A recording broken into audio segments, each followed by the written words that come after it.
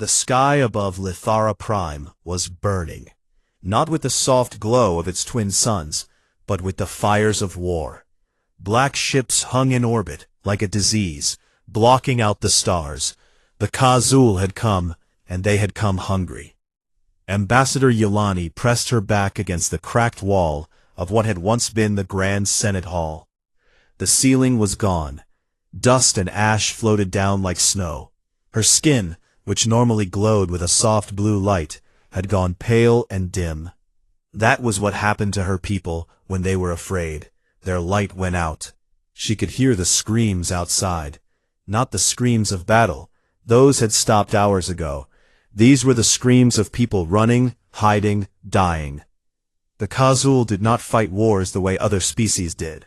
They did not want territory, or resources, or power. They wanted to feed. They consumed entire civilizations. They ate worlds down to the bone, and moved on. 6 member species of the Galactic Concord had sent their distress calls, and the Concord fleet had answered each time. And each time the fleet had been broken. The Khazul adapted. They learned. They grew stronger with every battle, absorbing the technology and biology of everything they consumed. Now the fleet was gone, scattered into pieces across 3 sectors. The Concord Assembly had gone silent. Every species was pulling back to defend their own homeworlds, hoping the Khazul would eat someone else first. Yelani was alone. She pulled the emergency transmitter from the rubble and set it on her lap. It was a simple device, old technology. It could send a signal across the entire galaxy if she pushed it hard enough. The problem was not the device. The problem was what she was about to do with it. She opened the frequency list and scrolled past every known Concord channel. Past the military bands, past the emergency networks, past the diplomatic lines. She scrolled all the way to the bottom, to a frequency that was marked in red. A frequency that had not been used in over 200 years. A frequency that was illegal to even know about. The human frequency. Yelani's hands shook. She had grown up hearing stories about the humans. Every child in the Concord had. They came from a world called Earth, a place so violent and deadly that the Concord had classified it as a Class 12 death world. The worst rating possible. Earth had crushing gravity, a poisonous atmosphere, extreme temperatures, and an ecosystem built entirely on things killing and eating each other. And humans were the apex predators of that nightmare world. When the Concord first discovered humanity, they had been horrified. Humans were too strong, too fast, too aggressive, and far too clever. They healed from wounds that would kill most species. They could survive in conditions that would destroy entire Concord colonies. They ate the flesh of other creatures, and seemed to enjoy it. They fought wars against each other for fun. The Concord had done what it always did when it found something dangerous. It built a wall. The quarantine around the Sol system had been in place for 2 centuries. No contact in, no contact out. Humanity was locked away like a monster in a cage, and the galaxy had slept peacefully ever since. But now the real monsters had arrived, and the cage suddenly looked less like a prison and more like a weapon. Yelani pressed the broadcast button. She did not have a speech prepared. She simply spoke from the heart, and her voice was small and tired. This is Ambassador Yelani of the Veltari Sovereignty, broadcasting on an open channel to the species known as humanity. I know that we have no right to ask this. I know that my people in the Concord have treated you with fear and cruelty. We locked you away because we were afraid of what you are. I will not pretend that was fair. But I am not calling because I think you owe us anything. I am calling because my people are dying, and there is no one else left to call. She paused. A distant explosion shook the ground, and more dust fell from above. She kept talking. The Khazul Dominion is consuming our world. They have already taken 6 others. Our fleet is destroyed. The Concord has abandoned us. We have days, maybe hours, before Lithara Prime falls. I do not know if you will hear this. I do not know if you will care. But if there is any part of you that would answer a stranger's cry for help, I am begging you. Please, come. She turned off the transmitter and sat in the silence. The glow of her skin flickered once, then went dark. She closed her eyes and waited to die. She did not know that her signal had already crossed the quarantine boundary. She did not know that it had reached a small, heavily armored station sitting in the cold dark at the edge of human space. The station was called Outpost Fenrir, and it had been listening to the galaxy for a very long time. The signal arrived at 0347 hours station time. It was picked up by a listening array the size of a small moon, and routed through 17 layers of decryption before it landed on the screen of Captain Reva Okonkwo. Okonkwo was a tall woman with dark skin and close-cropped hair. She had the kind of face that did not show surprise easily. She had served in the United Earth Navy for 22 years, and she had spent the last 5 of those years sitting at the edge of known space, watching a galaxy that wanted nothing to do with her species. She read the message twice. Then she read it a third time. She leaned back in her chair and stared at the ceiling for a long moment. The bridge crew watched her in silence. They had all heard the message. They all knew what it meant. Okonkwo thought about 200 years of quarantine, 200 years of being called monsters, 200 years of watching the galaxy through a window and being told they were too dangerous to be let outside. She thought about all of that, and then she smiled. It was not a cruel smile. It was the smile of someone who had been waiting for this moment for a very long time. She pressed the fleet-wide communication button. Her voice went out to every ship, every station, every base in human space. It was calm, steady, and absolutely certain. This is Captain Okonkwo, UEN Prometheus. All units, Priority 1. We have received a distress call from beyond the quarantine line. A species called the Velthari is under attack by a hostile force. Their world is burning, and they have asked for our help. She paused, and when she spoke again, there was something in her voice that made every human who heard it stand a little straighter.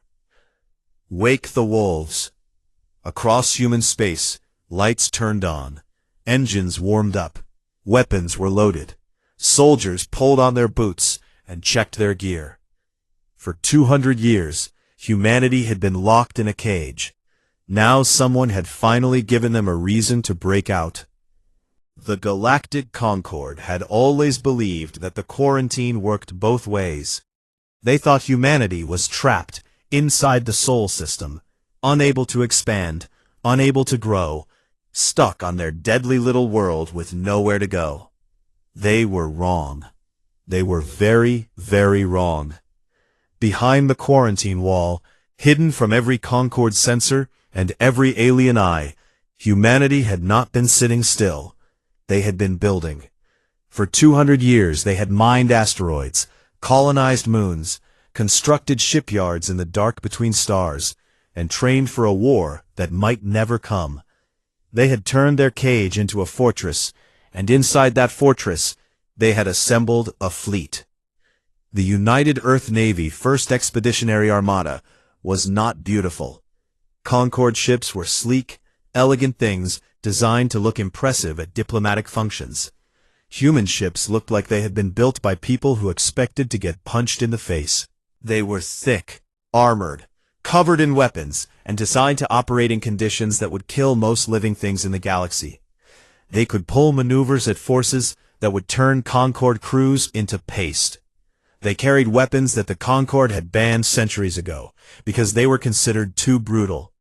Kinetic railguns, nuclear warheads, fragmentation torpedoes, weapons built not for precision, but for destruction.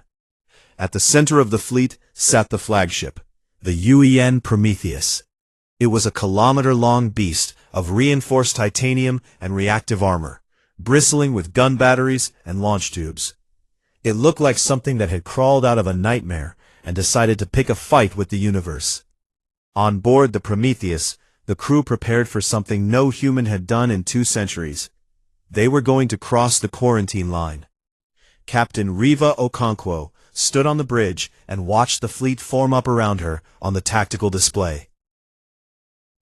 214 warships, 47 troop carriers, 12 support vessels. It was not the largest fleet in the galaxy, but it was, ship for ship, the most dangerous. She turned to the man standing beside her. Sergeant Major Declan Harlow was the kind of human that alien nightmares were made of. He stood nearly 2 meters tall, with shoulders like a cargo hauler, and hands that could crush stone. His face was a map of scars, and his eyes were the calm, steady eyes of a man who had made peace with violence a long time ago. He commanded the 9th Orbital Drop Marines, the most elite boarding unit in the human military. Brick, Okonkwo said. Everyone called him Brick. Your people ready? Harlow looked at her with an expression that was almost offended. My people were born ready, Captain. Question is whether these Kazul things are ready for us. Behind them, Dr. Lena Vasquez studied her datapad with shaking hands. She was the fleet's chief xenobiologist and the only human alive who had spent years studying the Kazul from intercepted Concorde transmissions. She was thin, quiet, and looked like she belonged in a university lecture hall, not on a warship. But she was the one who had convinced the admirals to answer the call. She knew what the Kazul were, she knew what they could do, and she knew that if someone did not stop them, they would eventually reach Earth. The Kazul are not like anything we have fought before, she said, not looking up from her data. They are a hive species, one mind controlling millions of bodies. They adapt to every weapon used against them. The Concorde tried energy weapons, and the Kazul grew energy-resistant armor within days. They tried biological agents, and the Kazul absorbed them and became immune. So what do you suggest? Okonkwo asked. Vasquez finally looked up. Her eyes were tired, but sharp. Hit them with everything at once. Do not give them time to adapt. And most importantly, find the command bioship. The entire hive is connected through one central neural network. Kill the brain, and the body dies. The ship's tactical AI spoke from the overhead speakers. Its name was Odin, and it had the calm, dry voice of someone who found organic life mildly amusing. I have plotted the fastest route to the Velthari system. We will need to cross the quarantine boundary in approximately 4 minutes. I feel I should mention that this is extremely illegal. Noted, Okonkwo said. Shall I log a formal objection? No. Wonderful. It is so much easier when we skip the paperwork. The fleet moved. 214 warships turned as one, and pointed their noses at the invisible line that had separated humanity from the rest of the galaxy for 200 years. On the other side of that line, every sensor array, every listening post, every early warning system in Concorde space was about to light up like a bonfire. They crossed the line at full speed. The reaction was immediate. Across Concorde space, alarms screamed. Military commanders scrambled to their stations. Diplomats grabbed their communicators. The word spread like wildfire through every species, every world, every station. The humans were out. A Concorde patrol fleet was the first to intercept them. 12 ships, led by a Drethian commander named Voskal. The Drethians were an insectoid species, tall and rigid, with a deep love of rules and protocols. Voskal had spent his entire career enforcing the quarantine. He had never actually seen a human ship before. When his sensors showed him the approaching fleet, he felt something that Drethians were not supposed to feel: fear. The human ships were enormous. They moved in tight, aggressive formations that spoke of discipline and hunger. Their energy signatures were off the charts. His weapons officer quietly informed him that a single human battleship outgunned his entire patrol fleet. Okonkwo's hail came through on an open channel. Her voice was polite, professional, and carried the absolute certainty of someone who was not going to stop. Concord Patrol, this is Captain Riva Okonkwo of the United Earth Navy vessel Prometheus. We have received a distress signal from the Valtari Sovereignty. Their homeworld is under attack by the Kazul Dominion, and we are responding. We mean you no harm. You may move aside, or you may join us, but we are not stopping. Voskal stared at his screen. Every protocol he knew told him to fire, to enforce the quarantine, to stop the humans at any cost. But his tactical display told him something very different. It told him that if he fired, his ships would last approximately 11 seconds. He thought about it for a very long time. Then he ordered his fleet to stand down and move aside. As the human fleet passed his ships, one of his officers turned to him with wide, frightened eyes. "Commander, what do we do?" Voskal watched the human fleet disappear into the dark, heading toward Lythara Prime at a speed his ships could not match. "We pray," he said quietly, "that they are on our side." On the Prometheus, Okonkwo called a final briefing.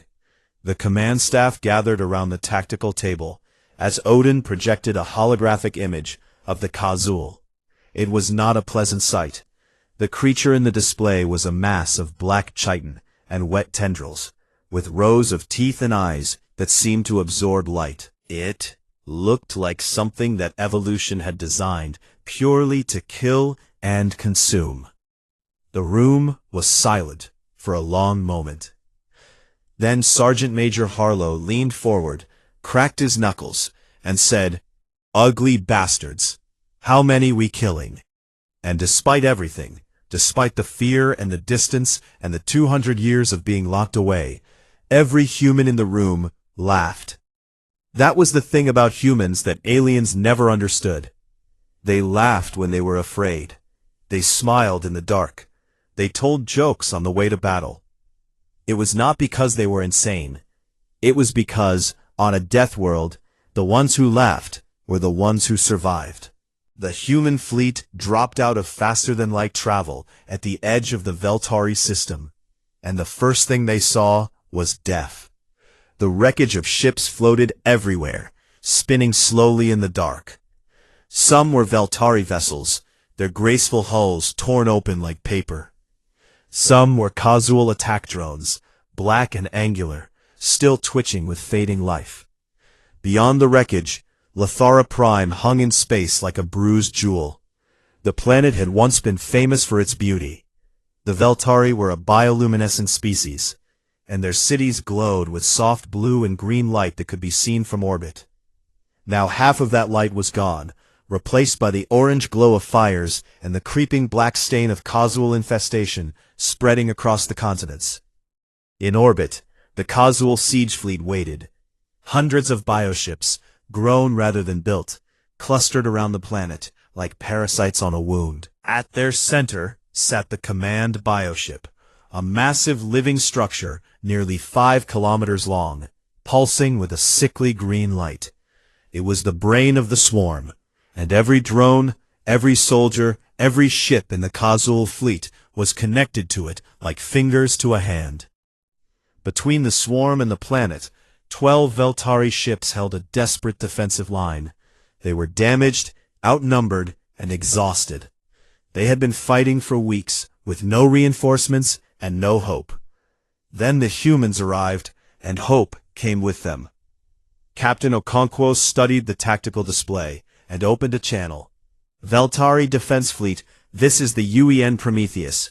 We are here in response to your distress signal. Hold your positions. Help has arrived." The response came from Ambassador Yelani, broadcasting from the surface. Her voice was raw and broken, but when she spoke, there was something new in it, something that had not been there before. Relief. "Prometheus, this is Ambassador Yelani. We did not think anyone would come. Thank you. Thank you." "Save your thanks for after, Ambassador," Okonkwo said. We have work to do. The first contact between humans and the surviving Concord forces was not what anyone had expected. A small group of Velthari officers and allied Concord observers were shuttled to the Prometheus for coordination. What they found on board changed everything they thought they knew about humans. The first shock was the gravity. Human ships maintained Earth standard gravity, which was nearly twice what most Concord species were used to. The Velthari liaison, a young officer named Keleth, stumbled the moment he stepped off the shuttle and had to grab a railing to keep from falling. A human marine reached out and steadied him with one hand, lifting him upright as easily as picking up a child. "Careful," the marine said, with a friendly smile. "Takes a minute to get used to." Keleth stared at the marine's arm. The muscles under the skin were dense and thick in a way that no Concord species could match. He realized, with a cold feeling in his stomach, that this one human could probably tear him apart with bare hands. And she was smiling at him like he was a guest at a dinner party. The second shock came in the mess hall. The Concord observers were offered food, and they watched in horrified silence as humans sat around them eating cooked animal flesh, tearing it with their teeth, which were flat and sharp at the same time, designed by evolution for exactly this purpose. A Velthari diplomat turned pale and had to leave the room. A Drethian observer simply stared and quietly recorded everything in his report. The third shock was the noise. As the fleet prepared for battle, music began playing over the ship's speakers. It was loud, rhythmic, and aggressive, with deep beats and rising melodies that seemed designed to make the blood pump faster. Humans bobbed their heads to it. Some sang along. Some drummed their fingers on tables and walls. Keleth asked a passing marine what the sound was. The marine grinned and said, "War music. Gets the blood going." "You have music specifically for war?" Keleth asked, unable to hide his shock. "We have music for everything," the marine said. "War, love, sadness, cooking dinner. Humans are weird like that." But the thing that disturbed the Concord observers most was the laughter. As the battle drew closer, as the tactical displays showed the massive Kazul swarm waiting for them, the humans did not grow quiet and solemn. They laughed. They joked with each other. They slapped each other on the back and made bets about kill counts. A group of Marines sat in a corridor, cleaning their weapons and arguing about which sport was better, something called football or something called cricket, as if they were not about to fly into the teeth of an alien swarm. The Concord doctor assigned to observe the humans quietly updated his report. Under psychological assessment, he wrote a single word: insane. But Yelani, watching from a screen on the surface, saw something different. She saw people who were afraid, just like her, but who had learned a long time ago that fear did not have to mean silence. On their death world, fear was constant. It was in every shadow, every storm, every predator in the dark. And they had learned that the best weapon against fear was each other. The laughter was not madness. It was armor. Captain Okonkwo called the War Council. Human officers and Concord observers gathered around the tactical table as Odin projected the battlefield. "The Kazul command bioship is the key," Okonkwo said. "Dr. Vasquez has confirmed that the entire swarm is controlled through a central neural network housed inside that ship. If we destroy the network, the swarm loses coordination. The drones go feral. The fleet falls apart." "The problem," Odin added, "is that the command bioship is at the center of the swarm, protected by approximately 400 escort vessels. A direct approach would be suicide." "So we do not go direct," Okonkwo said. She tapped the display, and a flight path appeared. It curved around Lithara's largest moon, using its gravity to slingshot the attack force at extreme speed directly into the swarm's weak point. "We hit them at 12 Gs on the curve. That gives us a window of 90 seconds to punch through the escort screen and get drop pods into the command bioship." The Concorde observers stared at the display in silence. 12 Gs. That meant 12 times the force of standard gravity pressing down on every person in every ship. For most Concorde species, 4 Gs was fatal. 6 Gs would crush bones to powder. 12 was beyond anything they could even imagine surviving. "That will kill you," Kelleth said softly. Okonkwo shook her head. "Our ships have inertial dampeners rated for 15 Gs. Our bodies can handle the rest. We train for this." "You train to have your bodies crushed?" Sergeant Harlow, leaning against the wall with his arms crossed, snorted. "Kid, we train for worse than that before breakfast." Kelleth looked at the humans around the table. They were calm. They were discussing a plan that any Concorde tactician would call impossible, and they were treating it like a routine exercise. He thought about what his teachers had told him about humans, that they were savage, that they were primitive, that they were animals from a death world who could not be trusted or reasoned with. His teachers had been wrong. These were not animals. These were something far more frightening. These were people who had been forged by a world that tried to kill them every single day, and they had not broken. They had not become cruel. They had become strong and steady, and absolutely terrifyingly competent. Late that night, Yelani spoke privately with Okonkwo over a secure channel. The ambassador's light had returned slightly, a faint blue glow on her skin, the first sign of hope. "Captain, I must ask you something. The Concorde locked your people away for 200 years. We treated you like monsters. We feared you, and hated you, and refused to speak your name. Why did you come?" Okonkwo was quiet for a long time. When she finally spoke, her voice was simple and honest. "Because you asked." Yelani felt her light grow brighter.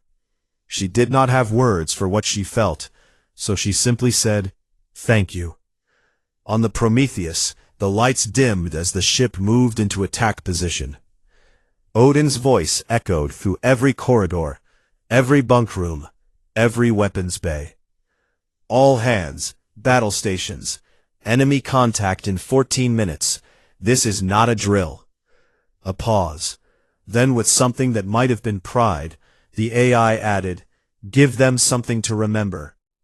Across 1,000 decks, humans checked their weapons, tightened their straps, and looked at each other in the dim red light of battle stations. All of them were ready. And somewhere in the dark, the Kazul swarm waited, not yet knowing that the most dangerous thing in the galaxy was heading straight for them. The Battle of Lithara Prime began at 0600 hours, with a silence that lasted exactly 3 seconds. Then the universe split open. The human fleet came around the moon like a fist. 214 warships, locked in tight formation, riding the gravitational slingshot at speeds that made the laws of physics weep. Inside every ship, humans were pressed into their acceleration couches as 12 times the force of normal gravity crushed down on them. Their bones creaked, their vision narrowed, blood pooled in their legs, and their hearts pumped harder to keep it moving. It hurt. It always hurt. But they had trained for this since they were cadets, and not a single one of them flinched. The Kazul saw them coming. The swarm responded the way it always did, with overwhelming numbers. 400 escort bioships turned to face the incoming fleet, spreading out like a net to catch them. Clouds of attack drones poured from their hangar cavities, filling space with a swirling black mass of chitin and teeth. The humans did not slow down. They did not spread out. They flew straight into the heart of the swarm like a spear. The first volley came from the railguns. Every human warship carried banks of electromagnetic accelerators that fired slugs of solid tungsten at a fraction of the speed of light. The slugs hit the Kazul escort ships with the force of small nuclear explosions, punching through bioarmor and tearing through organic hulls. The Concorde had used elegant energy beams against the Kazul. The Kazul had adapted to energy weapons within days. They had never encountered kinetic weapons like this. Solid metal moving at impossible speed did not care about biological adaptation. Physics was physics, and a tungsten slug did not negotiate. Casual ships burst apart in sprays of dark fluid and shattered chitin. The swarm reeled, confused. They tried to close the gaps, but the humans were already through, punching deeper into the formation. On the Prometheus, Odin coordinated the fleet with cold precision. The AI processed thousands of data points per second, adjusting firing solutions, redirecting ships, exploiting gaps in the swarm that appeared for fractions of a second. Human pilots followed Odin's guidance with instinctive trust, weaving between casual ships in maneuvers that would have been impossible for any other species. A casual bioship rammed the destroyer UEN Mjolnir amidships. The smaller human ship shuddered and cracked, but did not break. Its crew sealed the breaches, rerouted power, and fired every weapon they had into the bioship's exposed flank at point-blank range. The bioship died. The Mjolnir kept fighting. On the surviving Velthari ships, the crews watched in stunned silence. They had never seen anything like this. The humans fought like nothing they had ever encountered. They did not retreat when damaged. They did not hesitate when outnumbered. They pushed forward, always forward, with a kind of furious determination that was almost frightening to watch. A Velthari captain turned to her bridge crew. Her voice was barely a whisper. They are not just fighting. They are enjoying this. She was not entirely wrong. Humans did not enjoy pain or death. But they had a relationship with combat that no other species in the galaxy could understand. On Earth, every living thing fought to survive. Every creature, from the smallest insect to the largest predator, was locked in an endless war for existence. Humans had not evolved to avoid conflict. They had evolved to win it. And when the cause was right, when the fight was just, there was something deep inside them that burned with a fierce, bright fire. The fleet reached the inner ring of the swarm. The command bioship loomed ahead, 5 kilometers of living nightmare, pulsing with green light. Its surface was covered with defensive growths, gun-like organs that fired streams of acid and hardened spines. Around it, the densest part of the swarm circled like a living shield. Now, Okonkwo said. The troop carriers opened their bays and drop pods launched. Hundreds of armored capsules, each carrying a squad of Marines, rocketed across the gap between the fleet and the command bioship. They hit the bioship's hull at bone-rattling speed, drilling through the outer skin and burying themselves in the living tissue beneath. Sergeant Major Harlow was in the first pod.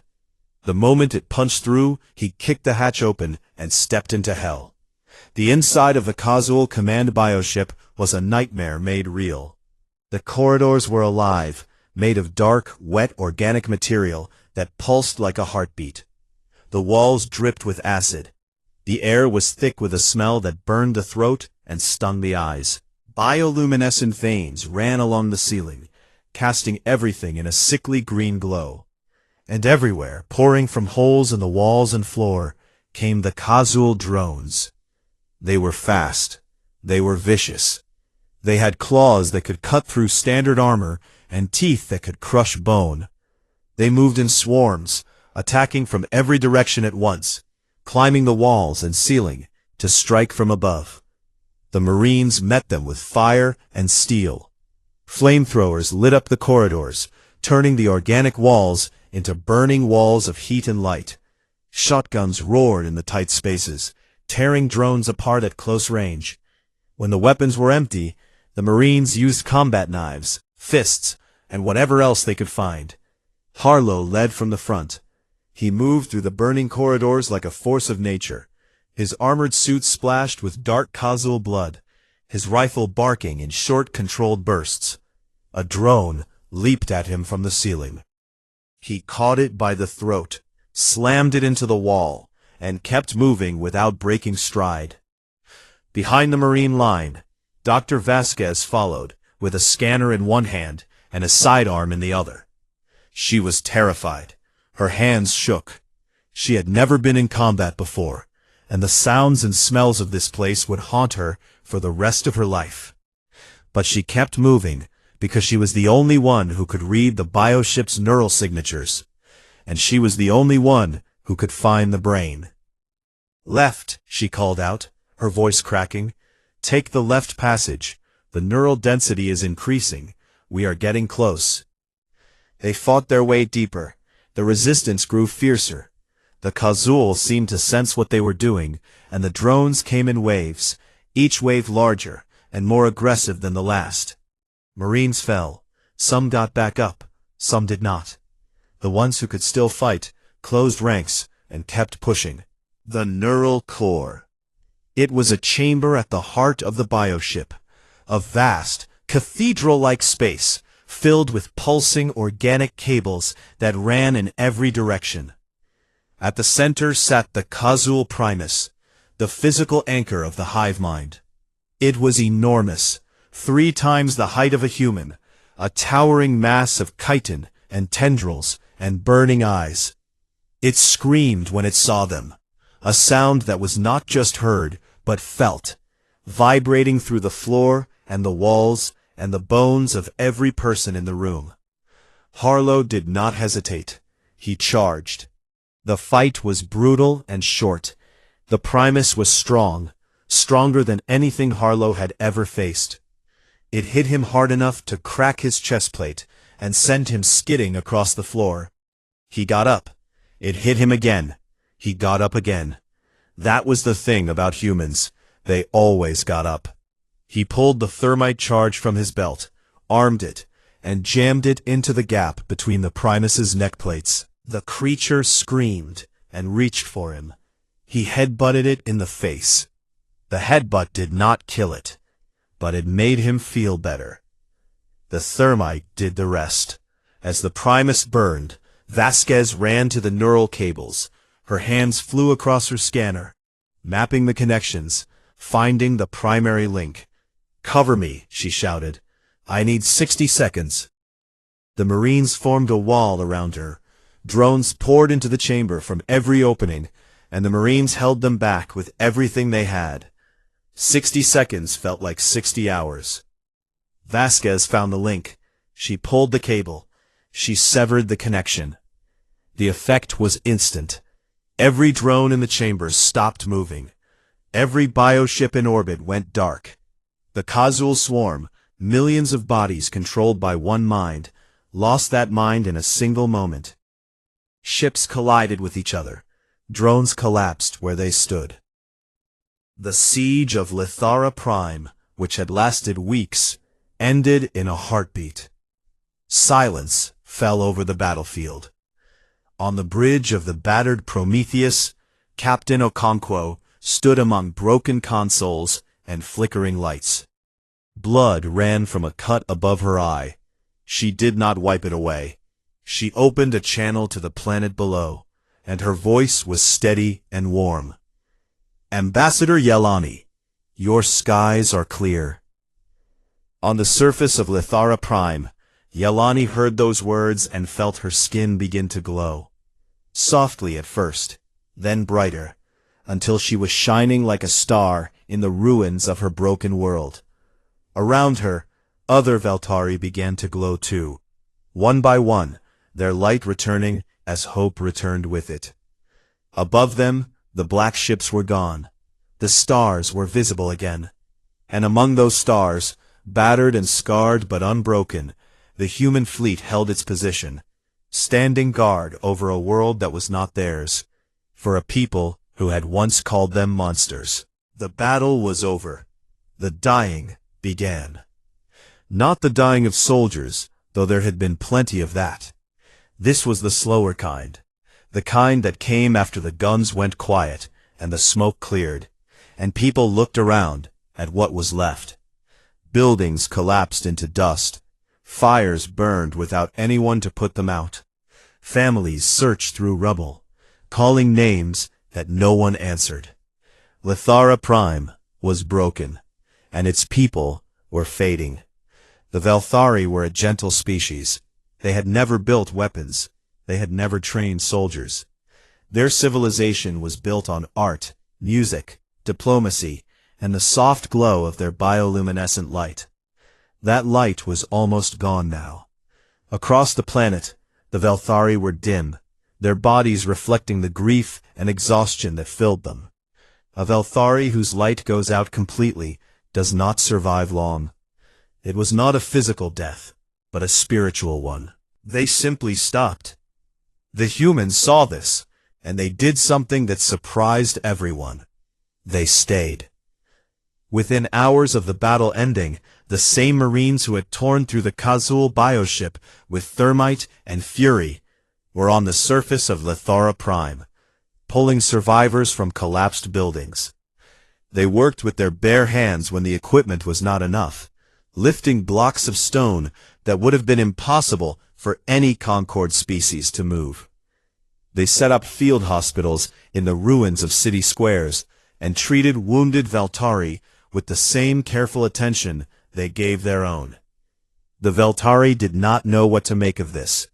A species they had been taught to fear, creatures from a world of death and violence, were now kneeling in the dust and gently bandaging the wounds of strangers.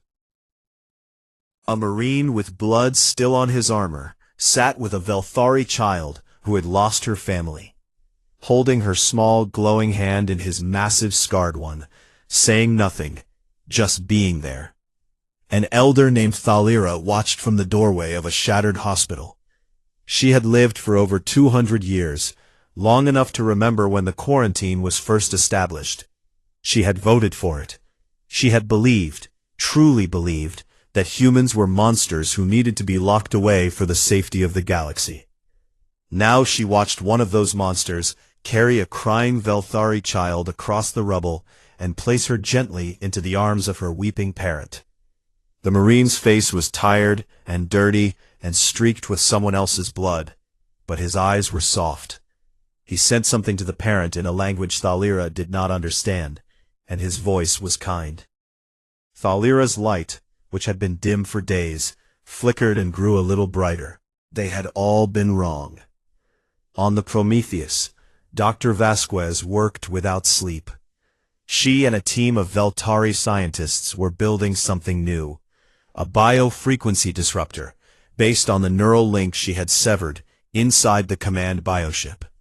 If it worked, it would broadcast a signal that would permanently prevent the Kazul from re-establishing their hive-mind coordination. It would not destroy them, but it would break their greatest weapon. No more swarms, no more unified attacks. The Kazul would become scattered, feral, and unable to consume civilizations ever again. Vasquez offered the technology freely. No conditions, no payment, no treaties required. This belongs to everyone, she told the Veltari lead scientist, a quiet woman named Silana, who had not stopped glowing since the humans arrived. Build it, share it. Make sure no one has to go through this again. Silana looked at her with an expression that, in Veltari culture, meant something close to love. Not romantic love, but the kind of deep, aching gratitude that changes who you are. Why? She asked. Why do you give this to us so freely? Vasquez shrugged. It was such a human gesture, so casual, so effortless. Because that is what you do. You find a way to help, and you help. That is all. 3 weeks after the battle, the Galactic Concord convened an emergency session at the Assembly Hall on Phren, the neutral capital world. The topic was simple: what to do about the humans. The chamber was full. Representatives from all 42 member species sat in their designated sections, their voices overlapping in a dozen languages. The mood was tense and divided. Some species were grateful, others were terrified. They had seen the wreckage of the Kazul fleet, the footage from inside the command bioship, the recordings of human ships pulling maneuvers that should have been impossible. The humans had saved Lithara Prime, yes, but they had also shown the galaxy exactly how dangerous they were. A Threnian diplomat stood and argued for reinstating the quarantine.